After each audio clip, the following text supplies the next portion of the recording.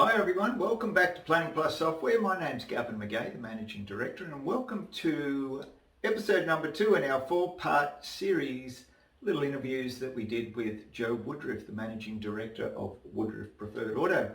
Now in this episode, just a brief little episode today, Joe will talk about sustainability and the role that coaches have played in not only his own personal development, but the development of other team members as well. So sit back, enjoy episode number 2, and I'll see you at the introduction to episode number 3. Bye for now. A big part of our next stage, one of the things we want to be known for is sustainability.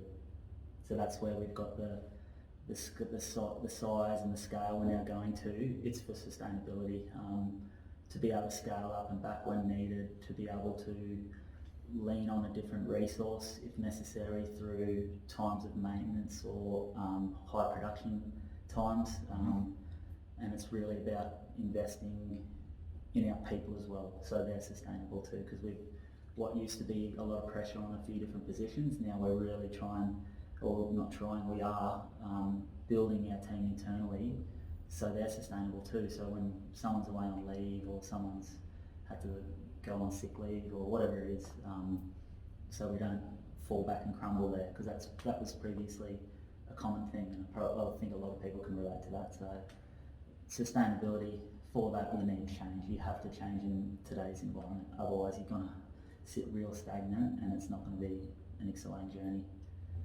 And there's plenty of excitement around this industry because it's ever changing, and the insurance companies, work providers, they change their rule setup quite on a regular basis. I might have to throw and add that one in, I think, but they definitely just change it up, so you've got to be adaptable to that change, and you've got to determine whether that change is a fit for your business.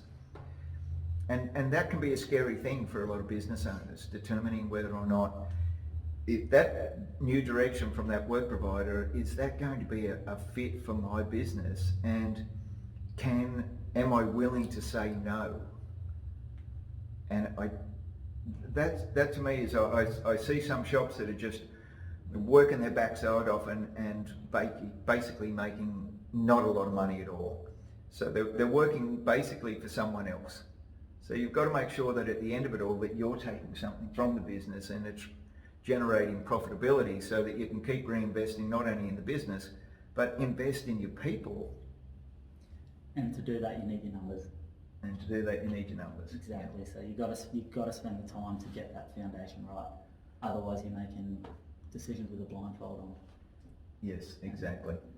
And when you were introduced to business coaching a few years ago, I remember I was giving you some guidance down there from a consultative perspective, and then I could see that you were just taking on as much as you could. You were soaking it up like a sponge, and you were then excited to say, well, I need more. So then you engaged a local business coach to keep you going on that journey. What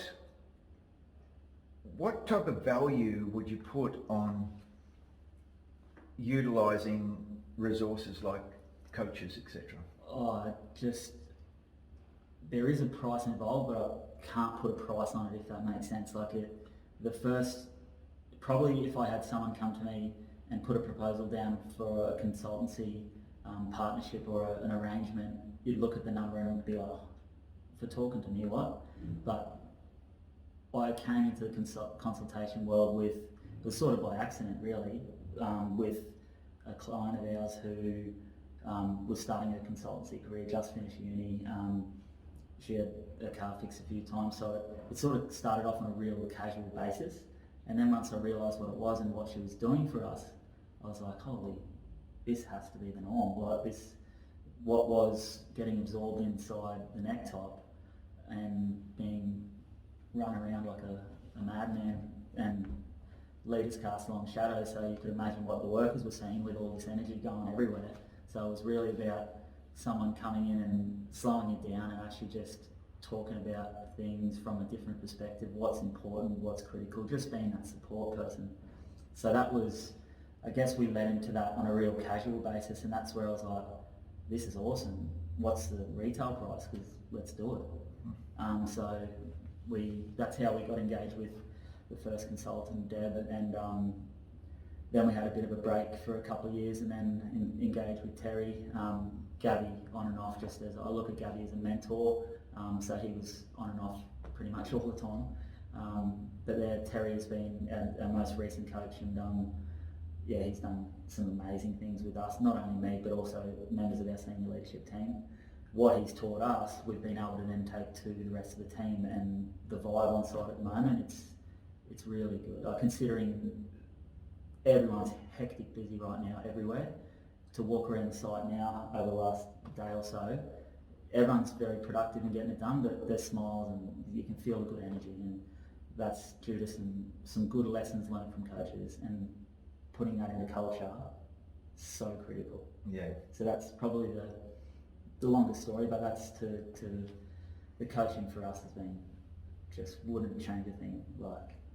So from that coaching, it's been able to develop your own skill set as a business person, but also as a coach yourself. So basically the coaches then turned you into a coach, because from those experiences and from what you were learning from the coaches, you then sat back and then spoke to your team. And tell us about the evolution of the Woodruff leadership team. So we started a leadership team of 7, 8 including myself, when we first started with Deb, probably 6 months in.